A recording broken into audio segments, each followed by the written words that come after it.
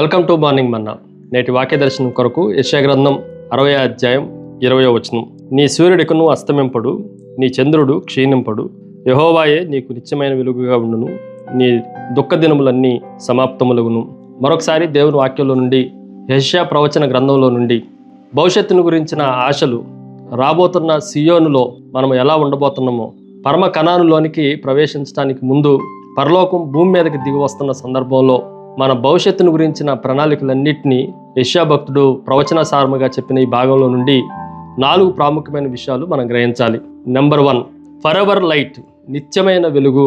నీ సూర్యుడు అస్తమింపడు అన్న మాటను మనం జాగ్రత్తగా ఆలోచన చేస్తే, ప్రతి సాయంత్రం మనకేమి జ్ఞాపకం చేస్తుందంటే, మన ఎదుట కనపడుతున్న సూర్యుడు అస్తమయం అవుతున్నాడు, కనిపించకుండా మరుగైపోతున్నాడు. కానీ ఒక రోజున పరలోకములో దేవుడు నిత్యమైన వెలుగుగా ఉండి, నీతి సూర్యుడు అనే ఆయన ఎప్పటికీ అస్తమింపడు అన్న సత్యాన్ని దేవుని వాక్యంలో నుండి మనకి వినిపిస్తూ ఉంది. మరొక సత్యాన్ని మీకు జ్ఞాపకం చేస్తాను. దేవుని శాశ్వతమైన వెలుగులో మనం నడవబోతున్నాము. అక్కడ చీకటికి ఏమాత్రము అవకాశం లేదు అన్న సత్యాన్ని మనం గ్రహించాలి.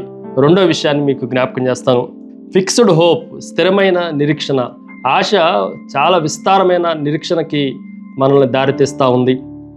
నీ చంద్రుడు క్షీణింపడు, ఈ మాటను కూడా మనం జాగ్రత్తగా ఆలోచన చేస్తే క్షీణత అనేది ఉండదు అన్న సత్యాన్ని మనకి దేవుని వాక్యంలో నుండి గ్రహించవచ్చు.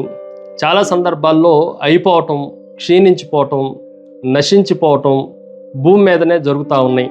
కానీ ఒక రోజున ఎప్పటికీ క్షీణించని, ఎప్పటికీ క్షయిత లేని, అక్షయమైన దేవుడే మనకు ఆయన వెలుగుగా ఉన్నాడు. అలాంటి వెలుగు మీద మనము స్థిరమైన నిరీక్షణ కలిగి ఉండాలి అనేది ప్రవచనం యొక్క సారము. మూడో విషయాన్ని మీకు జ్ఞాపకం చేస్తాను. ఫ్రీడమ్ ఫ్రమ్ మౌర్నింగ్, దుఃఖము నుండి, ఏడుపు నుండి మనకు విముక్తి అని కూడా మనం ఆలోచన చేస్తే, నీ దుఃఖ దినములు సమాప్తములగును. దేవుడు మన బాధలన్నిటి నుండి, శ్రమలన్నిటి నుండి, శోధనలన్నిటి నుండి, దుఃఖములన్నిటి నుండి మనకి ముగింపు పలుకుతూ ఉన్నాడు. మనం జాగ్రత్తగా ఆలోచన చేస్తే, రాత్రి అయిన పిమ్మట ఉదయము ఎలాగైతే వస్తుందో, దుఃఖం అయిపోయిన తర్వాత దేవుడు మనకి ఆనందాన్ని కలగజేస్తున్నాడు, ఆనందాన్ని తీసుకొని రాబోతున్నాడు అన్న విషయాన్ని కూడా ఈ ఉదయకాల సమయంలో మనం గ్రహించాలి.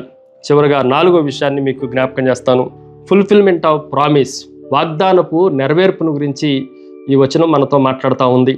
రాబోతున్న సియోనులో దేవుడు ఏం చేయబోతున్నాడో అన్న విషయాలు ప్రకటన గ్రంథం 21వ అధ్యాయం 22వ అధ్యాయంలో మనకు కనిపిస్తూ ఉంది. ఇక సూర్యుడు ఉండడు, చంద్రుడు ఉండడు, బాష్ప బిందువులు ఆయన తుడిచేవాడిగా ఉన్నాడు, మరణము కానీ, దుఃఖము కానీ, వేదన కానీ ఆ స్థలంలో ఉండదు అన్న వాగ్దానం ఒక రోజున నెరవేర్పుకి రాబోతుంది. దాన్ని నెరవేర్చడానికి దేవుడు సిద్ధంగా ఉన్నాడు అన్న సత్యాన్ని మనం గ్రహించాలి. ప్రార్థన. సకల ఆశీర్వాదములకు కారణభూతులకు తండ్రి, మరొకసారి అస్తమింపని మీరే, ఎప్పుడూ క్షీణించని మీరే మాకు నిత్యమైన వెలుగుగా తండ్రి మా మధ్య ఉంటున్నానన్న వాగ్దానాన్ని మీరు నెరవేర్చబోతున్నందుకే మిమ్మల్ని స్తుతిస్తున్నాం. మా దుఃఖ దినములన్నిటిని ముగింపులోనికి తీసుకొని రాబోతున్నారు. మా నిట్టూర్పులు, కష్టాలు, శ్రమలన్నిటికీ మీరు పులి స్టాప్ పెడుతున్నందుకే మిమ్మల్ని స్తుతిస్తున్నాం. ఈ ఉదయకాల సమయంలో మరొకసారి నీ వాక్యపు ధైర్యంతో మమ్మల్ని నింపినందుకై, మమ్మల్ని ఉత్సాహపరిచినందుకై, ఉజ్జీవింపజేసినందుకై మిమ్మల్ని స్తుతిస్తూ ఆరాధిస్తూ యేసు నామమున అడిగి వేడుకొంచున్నాం తండ్రి. ఆమెన్. God bless you.